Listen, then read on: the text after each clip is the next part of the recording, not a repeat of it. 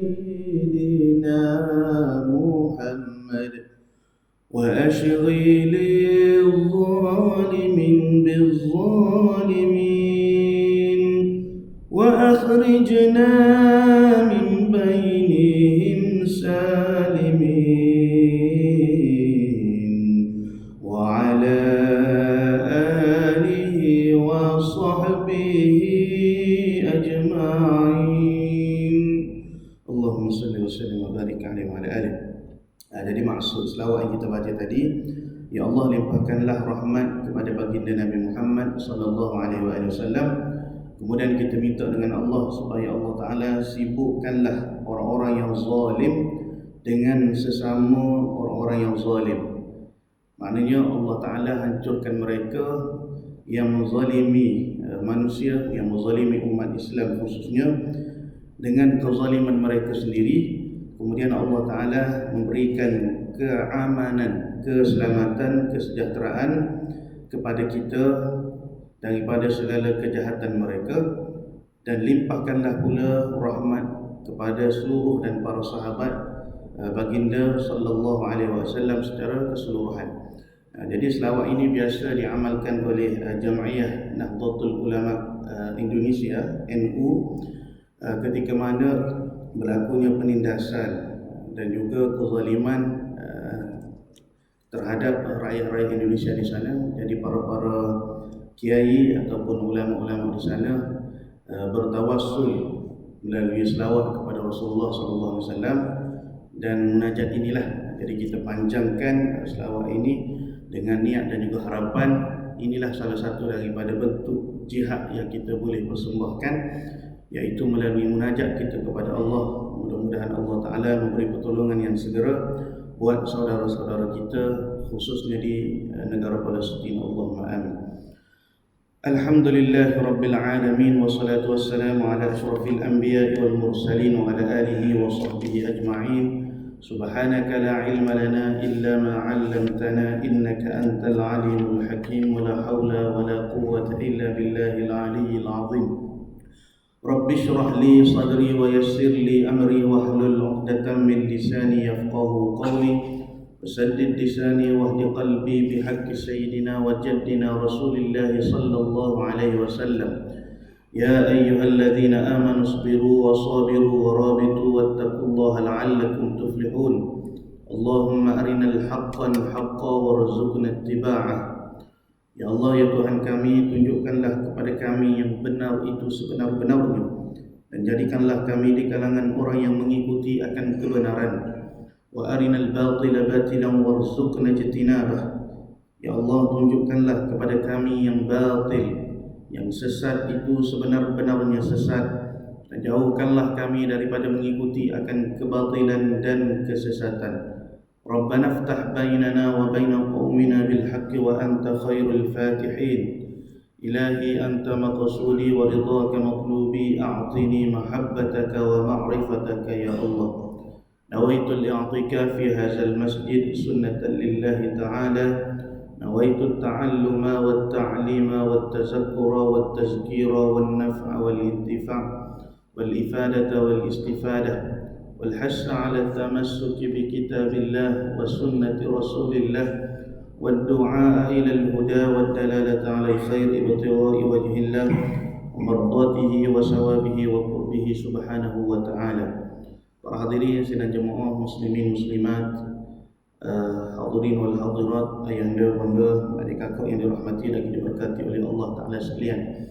Alhamdulillah, pertama kalinya dulu kini dan selamanya, marilah sama-sama kita merafakkan kesyukuran kepada Allah kerana Allah Ta'ala masih membimbing hati kita, membimbing diri kita, menggerakkan hati kita, memberi pertolongan dan juga inayahnya untuk kita melakukan segala ketaatan-ketaatan kepadanya. Kita sambung pengajian kitab kita Penawar Pagi Hati, Syifaul Qulub, Dawaul Qulub, yang telah dihimpunkan dan dikarang oleh Syekh Abdul Qadir bin Abdul Muttalib Al-Indonesi Al-Mandili Khwaidim Talabatul Ilm Syarifil Haramil Makki. قال المؤلف رحمه الله تعالى ونفعنا بعلومه في دارين آمين يا رب العالمين. Berkata pengarang kitab kita Syekh Abdul Qadir Al-Madini, ditanya akan Rasulullah sallallahu alaihi wasallam. Jadi hadis ini hadis yang diriwayatkan oleh Ibnu Umar radhiyallahu anhuma, Abdullah Ibnu Umar radhiyallahu anhuma. Jadi kata Nabi, kata sahabat, ayyul mu'minina akyas? Qala Rasul sallallahu alaihi wasallam, aksaruhum lil mauti dzikran wa ahsanuhum lima ba'dahu isti'dada, ulaika al-akyas. Artinya, mafhum daripada hadis ataupun kita kata terjemahan daripada bahasa Arab kepada bahasa Melayu, daripada Sayyidina Abdullah ibn Umar radhiyallahu anhuma, berkata Rasulullah sallallahu alaihi wasallam ditanya. Jadi siapa yang bertanya? Para sahabat Nabi yang mulia lah bertanya kepada Nabi, yang mana sekalian orang yang beriman yang lebih pintar. Jadi sahabat ni tanya kepada Rasulullah sallallahu alaihi wasallam, di antara orang yang beriman, ayyul mu'min, maknanya orang ni orang yang beriman tu, ramai-ramai orang yang beriman ni, siapa yang lebih bijak, siapa yang lebih pintar, siapa yang lebih cerdik? Sahabat tanya kepada Rasulullah sallallahu alaihi wasallam. Lalu apa kata Nabi? Qala Rasul, aksaruhum lil mauti zikran wa ahsanuhum lima ba'dahu isti'dadan, ulaika al-akyas.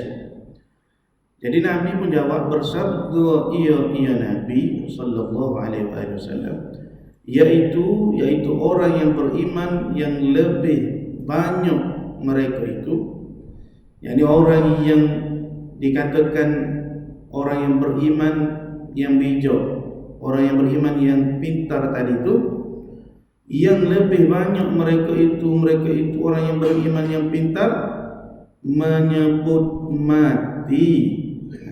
Menyebut mati. Macam kita sebut dengan lepaslah, sebut dengan lidah serta ingat di hati. Berhip kecek pasal kematian. Tu orang yang beriman lagi pintar.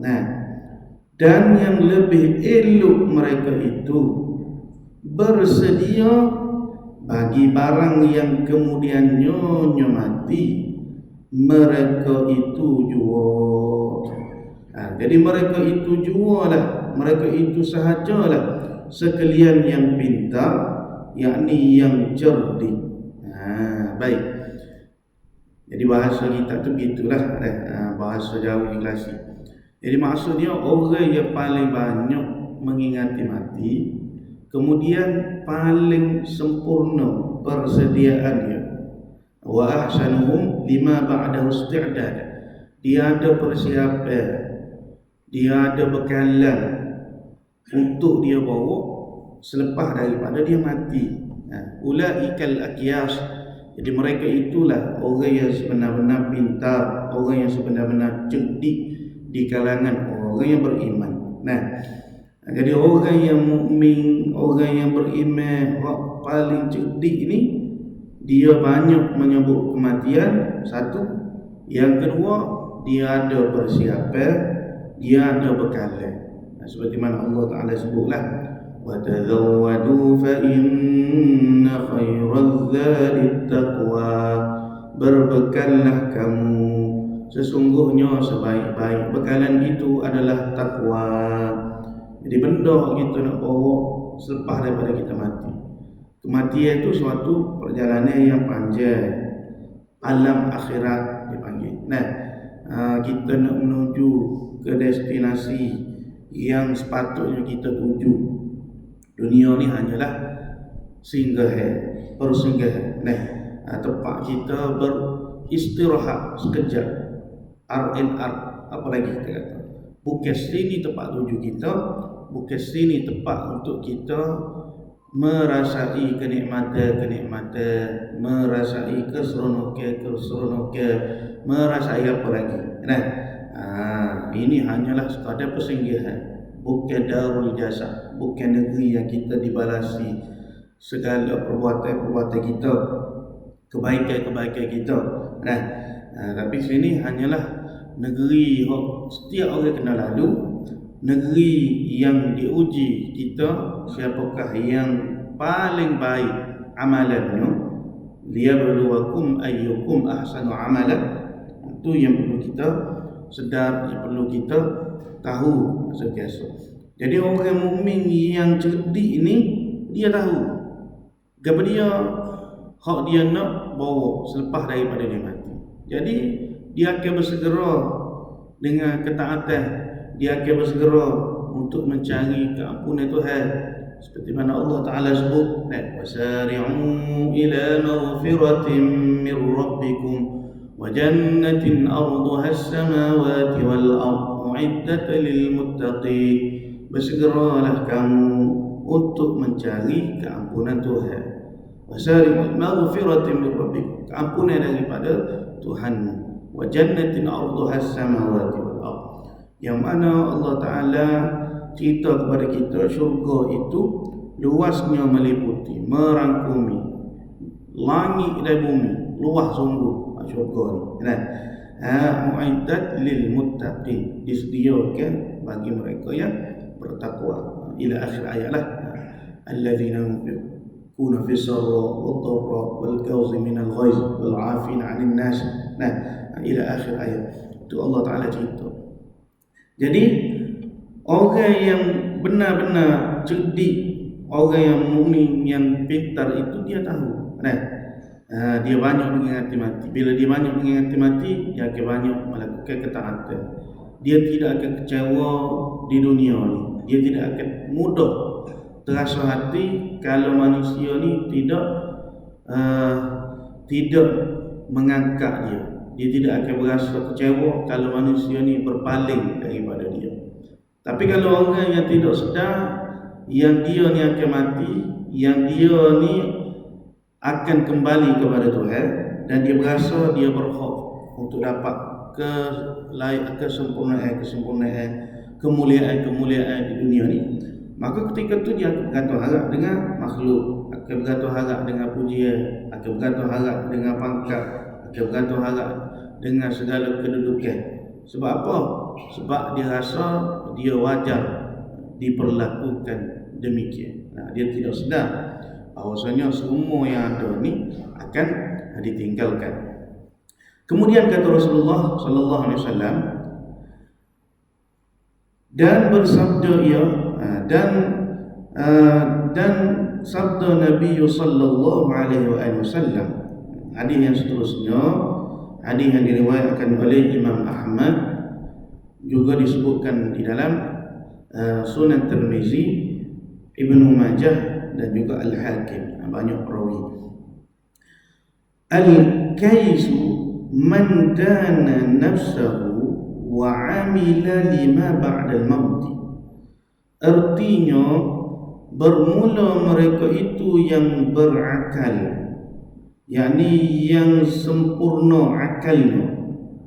Maknanya kita ni berakal belaka ni sebuah kata manusia, tapi yang nak dikehendaki di sini al-kaisu ni yang berakal, yang pintar, yang cerdik, seperti mana yang Rasulullah sallallahu alaihi wasallam sebut dalam hadis yang sebelum ni, man dana nafsahu, iaitulah orang yang menghisap ia mereka akan dirinya.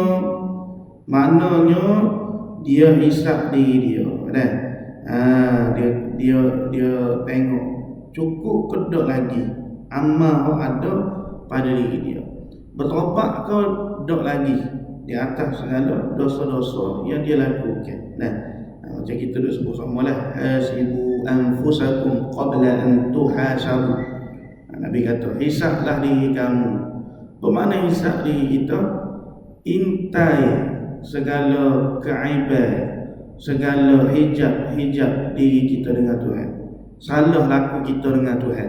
Nah, apa kesilapan kita dengan Tuhan, gaberia benda yang menghalangi rohani kita ni daripada diangkat menuju kepada lautan kecintaan kepada Tuhan. Nah, sejauh mana cinta kita kepada Tuhan?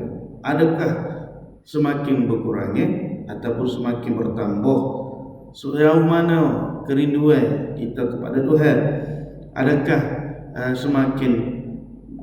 semakin kuat kecintaan kerinduan itu ataupun sebaliknya? Sebab orang yang banyak menghisap diri dia ni, dia tidak akan ada masa untuk dia menghisap orang lain. Dia tidak akan ada masa nak melihat kecacatan, keaiban, kelemahan tentang diri orang lain. Dia akan banyak melihat kekurangan yang ada pada diri dia. Sebab itu kata Imam Al-Ghazali rahimahullah ta'ala, apa hikmah daripada Allah Ta'ala menjadikan kepada kita ni dua mata? Kerana mata yang sebelah kanan ataupun mata yang pertama tu supaya kita melihat kebaikan, kecantikan ciptaan Tuhan, kebaikan yang ada pada orang lain, kesempurnaan yang ada pada seluruh makhluk yang Allah Ta'ala jadikan. Manakala sebelah mata lagi, di sebelah kiri itu supaya kita melihat kekurangan, keaiban, kelemahan yang kita miliki. Nah, bukan mata yang Allah Ta'ala cipta untuk kita ni, untuk kita berbangga-bangga dengan diri kita. Kita lihat kemuliaan, kelebihan, keangkuhan yang ada pada diri kita, lalu kita melihat kekurangan, kelemahan, keaiban yang ada pada diri orang lain. Itu termasuk orang yang kufur dengan nikmat mata, nikmat pemberian penglihatan yang Tuhan jadikan ke atas diri kita. Jadi dua hikmah mata yang Allah Ta'ala jadi itu, satu untuk lihat kebaikan orang, manakala satu sebelah mata lagi itu untuk lihat kelemahan, keaiban, kecacatan yang kita miliki.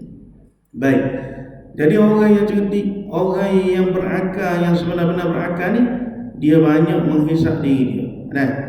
Man dana nafsahu wa amila lima ba'dal mauti, dan beramal ia seseorang itu kerana barang yang kemudian daripada mati. Yakni dia beramal dengan perkara-perkara yang dia nak bawa persediaan dia untuk dia menghadapi kematian.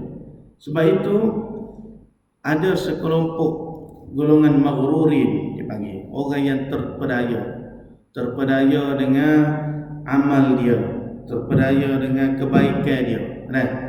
Setengah orang ada bercakap, dia kata ambo ni tak semaya pun, tak tutup aurat pun, hati ambo ni baik.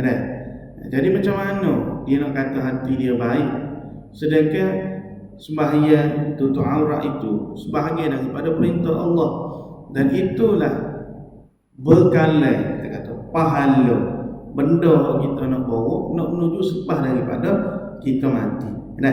Jadi orang ni dia termasuk dengan golongan orang yang tidak cerdik, ataupun kita kata orang yang melakukan ketaatan, orang yang melakukan ibadat, tetapi dia berasa takjub dengan ketaatan yang dia buat. Dia melihat diri orang lain dengan pandangan yang hina, maka ketika itu dia telah pun melakukan maksiat yang batin dalam hatinya. Kalau tadi orang yang membuka aurat, orang yang meninggalkan sembahyang dikatakan melakukan maksiat yang zahir kerana melibatkan anggota yang 7, manakala orang yang melakukan ketaatan tetapi dalam masa yang sama dia memandang hina kepada orang yang tidak melakukan kebaikan, maka ketika itu dia telah menghancurkan segala amal ketaatan, pahala-pahala dia. Maka dua-dua golongan ini termasuk orang yang rugi dan tidak termasuk golongan al-aqyas ataupun al-kais yang Rasulullah sallallahu alaihi wasallam ceritakan kepada kita. Jadi dua-dua benda ni kita kena jaga, kita kena pelihara. Taat yang zahir pun kita kena jaga, taat yang batin pun kita kena jaga. Maksiat yang zahir pun kita kena tinggal, maksiat yang batin pun kita kena jauhi, kita kena tinggalkan. Bahkan di sisi para ulama tasawuf itu maksiat yang batin, kelakuan-kelakuan hati ini terlebih utama. Bukan kata hak maksiat yang zahir, taat yang zahir itu tak utama, dak. Tetapi diberatkan ketaatan yang batin daripada ikhlasnya, daripada niatnya. Sebab setiap perbuatan yang zahir diterima ataupun tidak diterima oleh Allah berdasarkan niat hati kita. Niat hati kita tu, ikhlas itulah dipanggil sebagai ketaatan yang batin. Jadi perlu diseiringkan antara taat yang zahir dan juga taat yang batin. Jangan dipisah-pisahkan. Baik. Jadi di sisi ulama tasawuf dia kata ketaatan yang batin, maksiat yang batin itu lebih besar lagi untuk kita kena jaga, untuk kita kena pelihara dibandingkan dengan ketaatan yang zahir dan juga maksiat yang zahir. Walaupun begitu bukanlah bermaksud perlu dibeza-bezakan ataupun dipisah-pisahkan. Baik. Jadi orang yang cerdik, orang yang berakal itu yang menghisap akal diri mereka dan beramal ia mereka kerana barang yang kerana suatu perkara kemudian daripada kematian. Sebab itulah kata Rasulullah sallallahu alaihi wasallam nak cerita, Nabi kata yatbi'ul mayyit salasu fayarji'u as-sani wa yabqa wahidun yatba'uhu ahluhu wa maluhu wa 'amaluhu fayarji'u ahlahu wa maluhu wa yabqa 'amaluhu. Ada tiga perkara yang akan mengikuti, yang akan mengiringi mayat ke kubur. Kita bila kita mati esok, maknanya ada tiga yang akan ikut kita sekali, yang akan mengiringi kita. Dua akan kembali, dua akan kelak, dan hanya satu sahajalah yang kekal, yang bersama, yang tetap dengan kita. Maka seorang mayit itu akan diikuti, yang pertama kata Rasulullah, ahli keluarga dia.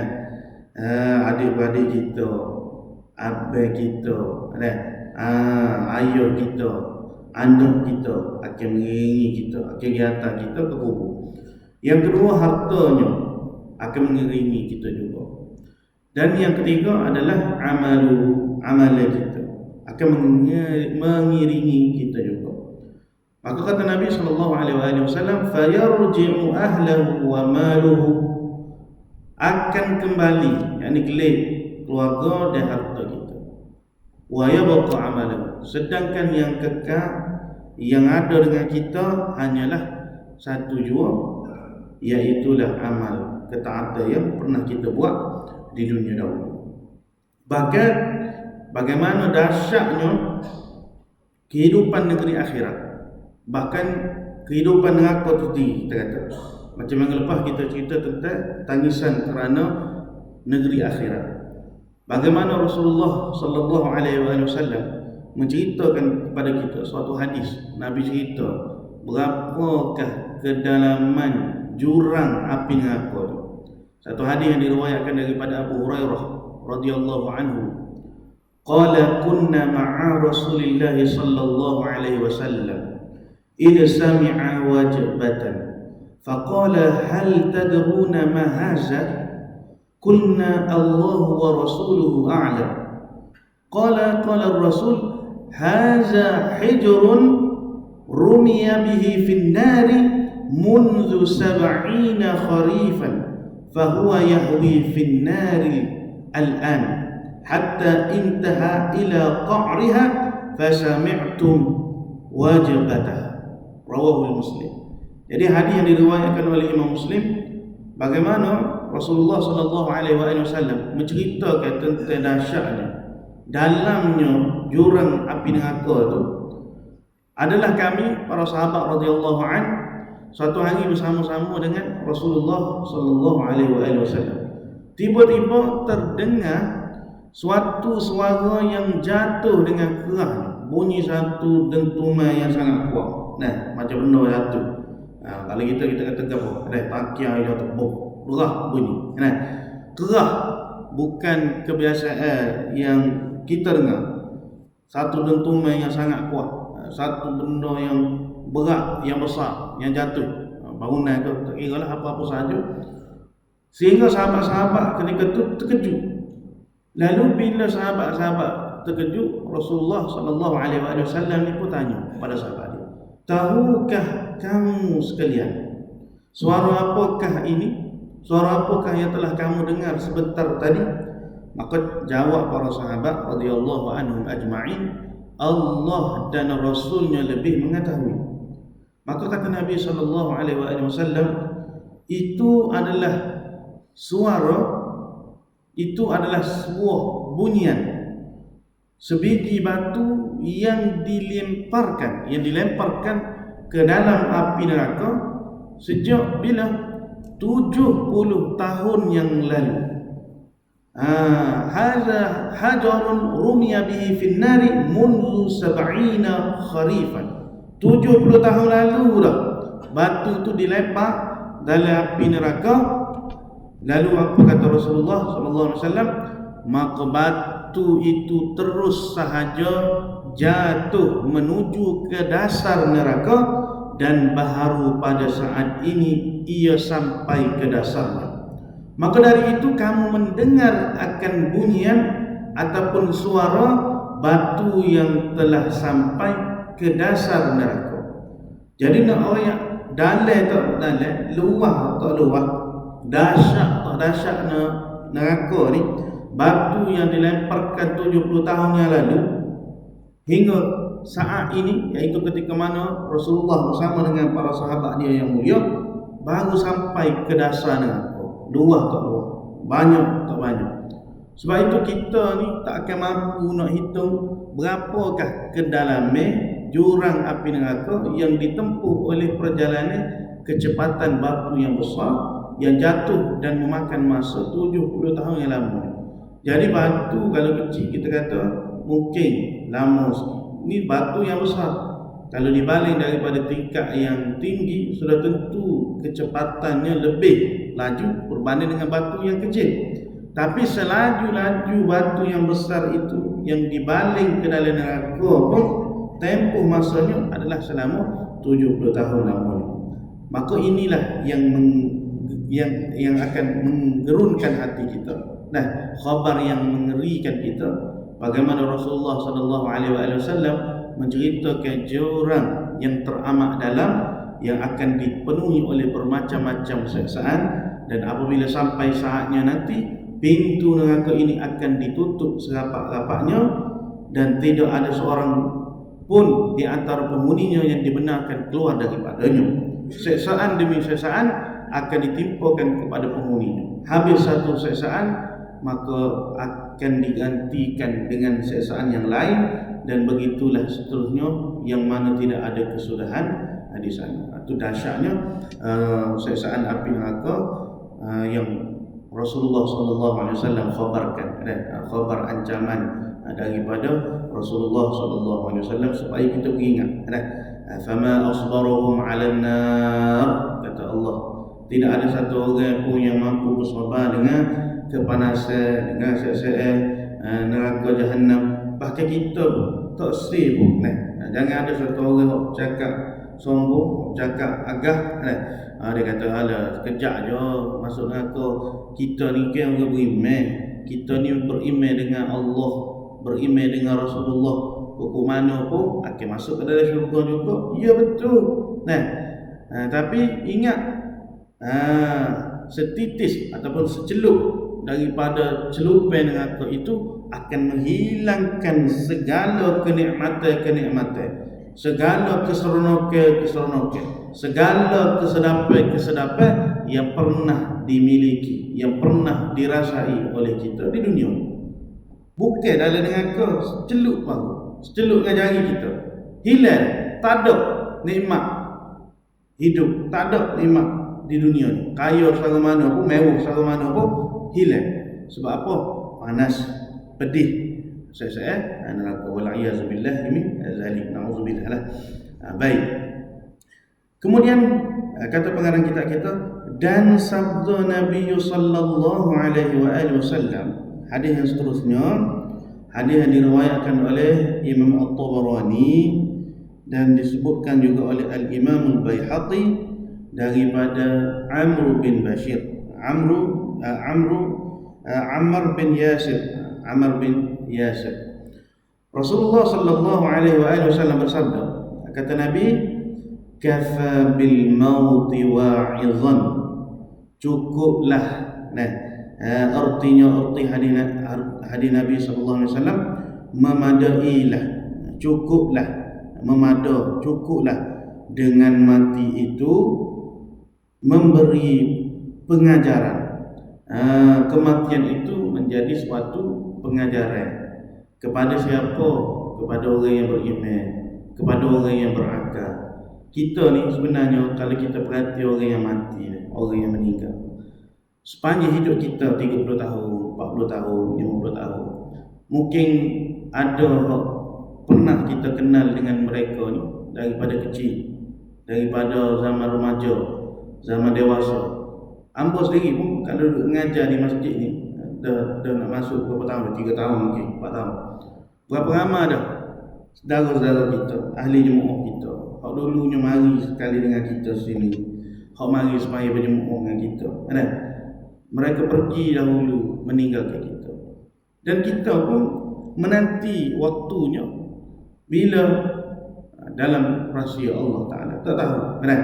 Wa fi ayyi ardin la tamut, wa ma tadri, kamu tidak tahu, kata Allah dalam Al-Quran, bilakah akan kamu mati. Wa fi ayyi ardin tamut, dan kamu tak tahu di bumi manakah yang kamu akan mati.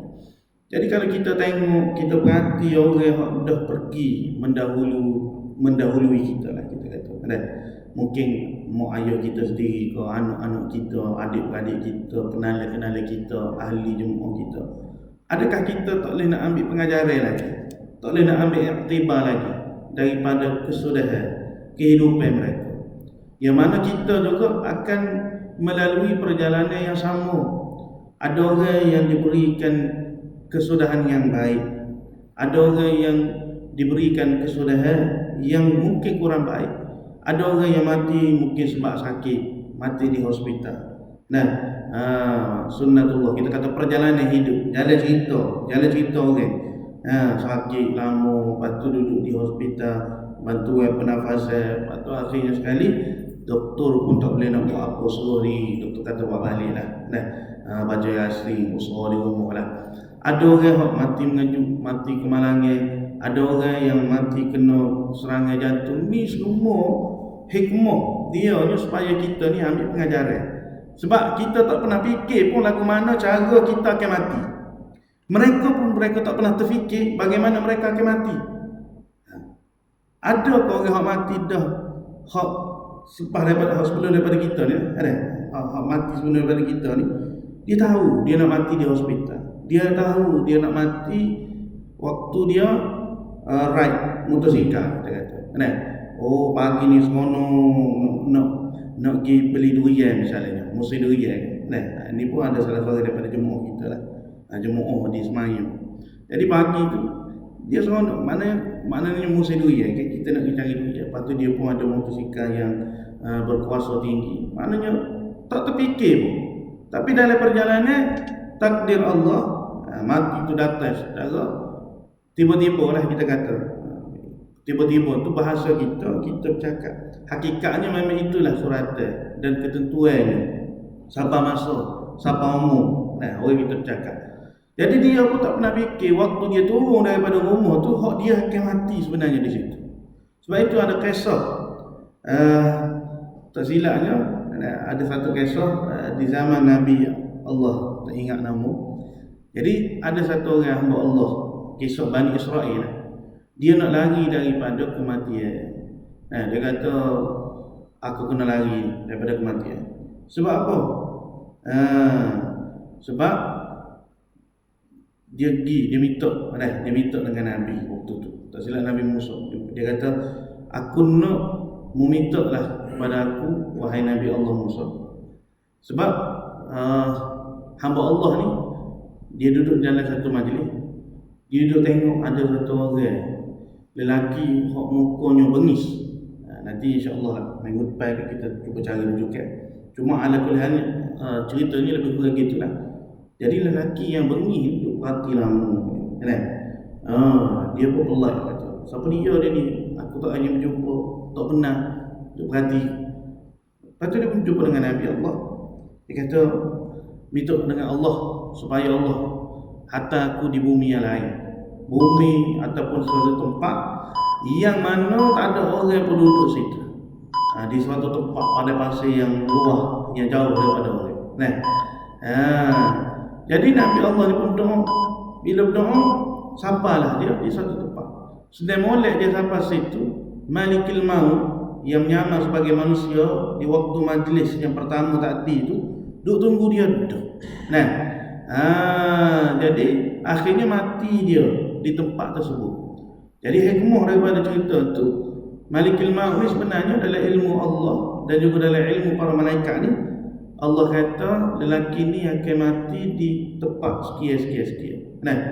Jadi waktu Malikil Maut duk tunggu tu, Malikil Maut tu duk pelik dah. Bapa lelaki ni, kita kata 2 saat, 3 saat sebelum hampir kepada ajal dia tu, duduk di tempat yang lain. Rupa-rupanya ada hikmah.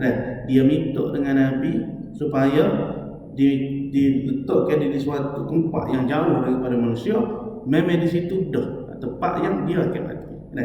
Sebab itulah tidak ada satu orang pun yang boleh lari daripada kematian. Ini juga yang disebutkan oleh Allah Azza wa Jalla. Kemudian kata pengarang kitab kita, dan ketahui olehmu bahawasanya mati itu huru haranya yang sangat besar. Wallahu ta'ala alam wa ilmu. Mata menjadi setakat ini dan untuk malam ini, mudah-mudahan kita diberikan kebaikan dan kita dapat mengambil pengajaran daripada apa yang disampaikan oleh pengarang kitab kita, yu'til hikmata man yasha wa man yu'tal hikmata faqad utiya khairan katsira wa ma yadhakkaru illa ulul albab.